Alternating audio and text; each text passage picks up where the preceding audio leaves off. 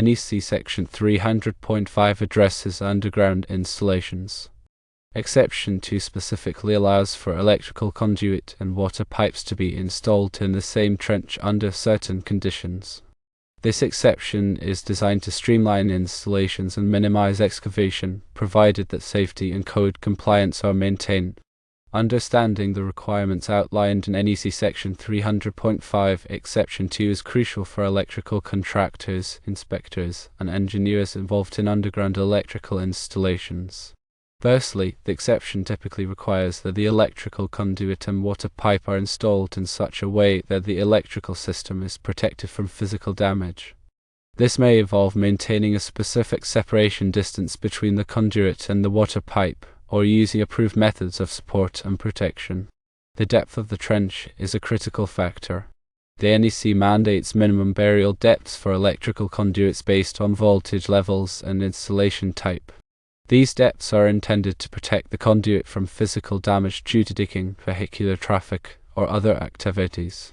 When sharing a trench with a water pipe, the electrical conduit must still meet the minimum depth requirements specified in NEC Section 300.5. Secondly, the materials used for both the electrical conduit and the water pipe must be suitable for direct burial and the environmental conditions present in the trench. Electrical conduits are typically made of rigid metal conduit, intermediate metal conduit, electrical metallic tubing, rigid polyvinyl chloride conduit, or reinforced thermosetting resin conduit. Water pipes can be made of various materials, including copper, ductile iron, or polyvinyl chloride. All materials must be approved for direct burial and resistant to corrosion or degradation from soil conditions. Thirdly, proper backfilling is essential to protect both the electrical conduit and the water pipe. The backfill material should be free of rocks, sharp objects, or other debris that could damage the conduit or pipe. It should also be compacted to provide adequate support and prevent settling. The NEC may specify requirements for backfill material and compaction in certain situations. Grounding is a critical aspect of electrical safety, and it is especially important when electrical conduits are installed underground. The NEC requires that electrical systems be properly grounded to minimize the risk of electrical shock and to provide a path for fault current to flow back to the source.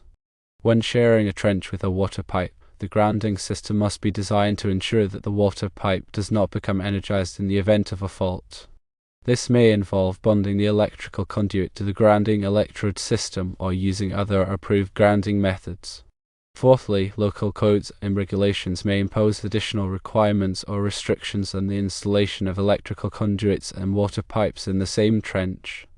It is important to check with the local electrical inspector or building department to ensure that the installation complies with all applicable codes and regulations. Failure to comply with these codes can result in fines, delays, or even the rejection of the installation. Coordination between different trades is essential when installing electrical conduits and water pipes in the same trench. Electricians and plumbers must work together to ensure that the installation is properly planned and executed. This may involve sharing information about the location of other utilities, coordinating schedules, and resolving any conflicts that may arise. Proper planning can help to prevent costly mistakes and ensure that the installation is completed safely and efficiently. Fifthly, documentation is an important part of any electrical installation. Detailed records should be kept of the location of the electrical conduit and water pipe, the materials used, the depth of burial, and any other relevant information. This documentation can be helpful for future maintenance, repairs, or upgrades. It can also be used to verify that the installation complies with all applicable codes and regulations. Safety should always be the top priority when working with electricity. Electrical work can be dangerous, and it is important to take precautions to protect yourself and others from electrical shock, arc flash, and other hazards. Always energize electrical circuits before working on them, and use appropriate personal protective equipment such as gloves, safety glasses, and insulated tools. If you are not qualified to perform electrical work, hire a licensed electrician to do the job. The NEC is a comprehensive set of standards that governs the safe installation of electrical systems. It is updated every 3 years to reflect changes in technology and industry best practices. Staying up to date on the latest NEC requirements is essential for electrical contractors, inspectors, and engineers. The NEC is available for purchase from the National Fire Protection Association and other sources. In summary, NEC Section 300.5 Section 2 allows electrical conduits and water pipes to share the same trench under specific conditions. Compliance with minimum burial depths, material suitability, proper backfilling, grounding requirements, and local codes is crucial. Coordination between trades and thorough documentation are also essential. Always prioritize safety and stay informed about the latest NEC requirements. Consider different types of conduits. Firstly, rigid metal conduit, or RMC, is a heavy-duty, threaded steel conduit often used in exposed or harsh environments where high levels of physical protection are needed. It provides excellent protection against impact and corrosion. Secondly, intermediate metal conduit, or IMC, is a lighter weight threaded steel conduit that offers similar protection to RMC but is easier to bend and install. It is a cost-effective alternative to RMC in many applications. Thirdly, electrical metallic tubing, or IMT, is a thin-walled and threaded steel conduit commonly used in indoor applications where physical protection requirements are less stringent. It is lightweight and easy to cut and bend. Fourthly, rigid polyvinyl chloride conduit, or PVC, is a non-metallic conduit that is resistant to corrosion and chemicals. It is often used in underground or wet locations. Fifthly, flexible metal conduit, or FMC, is a flexible conduit that allows for bending and movement. It is commonly used to connect electrical boxes or equipment where flexibility is needed. Consider different types of water pipes. Firstly, copper pipes are a traditional choice for water supply lines due to their durability, corrosion resistance, and ability to withstand high pressures and temperatures. Secondly, polyvinyl chloride, or PVC, pipes are a cost-effective option for cold water supply lines. They are lightweight, easy to install, and resistant to corrosion.